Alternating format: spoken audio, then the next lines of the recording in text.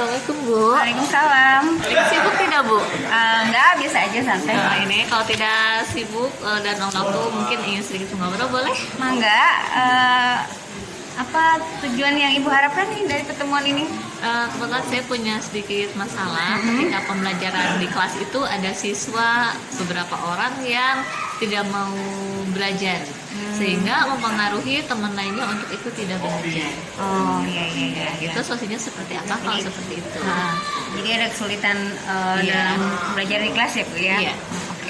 Kalau selama ini yang Ibu rasakan hambatannya apa dalam pembelajaran di kelas? Hambatannya terkadang ketika sedang pembelajaran itu ada salah satu siswa yang seperti tidak tertarik dalam belajar sehingga ia seperti mainan ponsel atau bertanya ke temannya yang tidak penting atau mengajak temannya untuk mengobrol sehingga temannya itu ikut-ikutan tidak konsentrasi dalam belajar.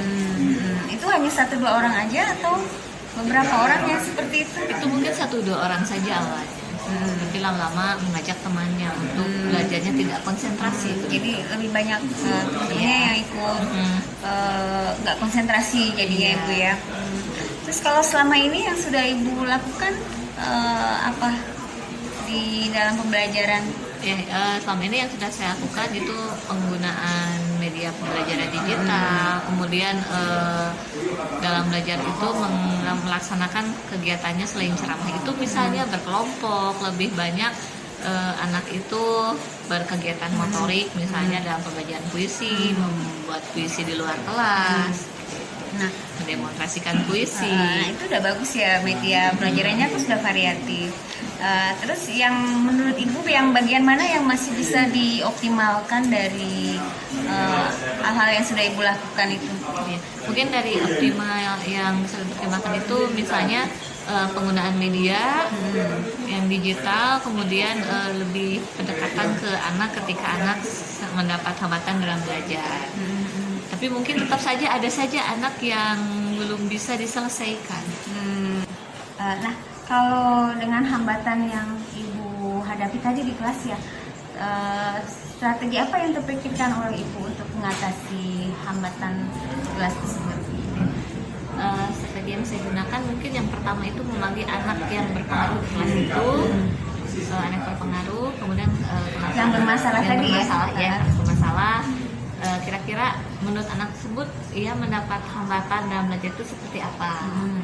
Terus kalau perlu kita mengurangi materi, kemudian kita bertanya pembelajaran yang dia suka itu seperti apa, supaya kita bisa mengubah dari pembelajaran kita yang disukai oleh anak tersebut.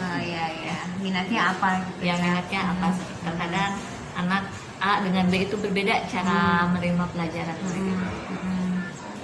Oke, jadi Ibu nanti akan melakukan pemetaan ya Bu ya? Iya, pemetaan. Di kelas itu untuk mengetahui minat belajar siswa di kelas itu, profil belajarnya seperti apa ya.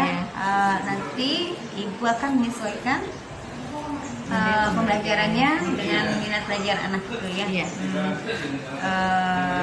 Ya bagus Bu, nanti kan Ibu bisa melihat ya anak mungkin ada yang suka project ya, ada yang suka kegiatan di luar kelas ya, atau kegiatan kelompok mungkin ya, ada yang suka tugas-tugas digital ya, beda-beda ya. Tergantung maunya siswa itu kemana begitu cara belajar. Nah, terus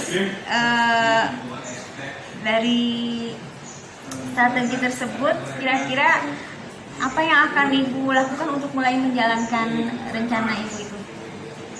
Mungkin yang pertama karena kita sudah mengetahui kemauan dari berbagai anak ketika pembelajaran tadi setelah pemetaan, kemudian kita pilih materi yang sesuai, kemudian melaksanakan pembelajaran. Jadi walaupun dengan pemetaan, menggunakan pemetaan, tapi konsep pembelajaran tetap terlaksana. Jadi setelah pemetaan buat rencana pembelajarannya Ibu ya. Lanjutinya. Terus dengan rencana Ibu tadi ya, kira-kira ada rekan yang akan bisa membantu Ibu melaksanakan rencana tersebut? Ada. Biasanya itu rekannya itu rekan mengajar yang satu mapel dengan kita. Misalnya bahasa Indonesia mapanya sama, kemudian kita diskusi dengan beberapa rekan, kira-kira teknik pembelajarannya yang lebih menarik dan kreatif itu seperti apa. Kemudian kita praktikkan di kelas, meminta bantuan kepada teman untuk menilai cara kita mengajar.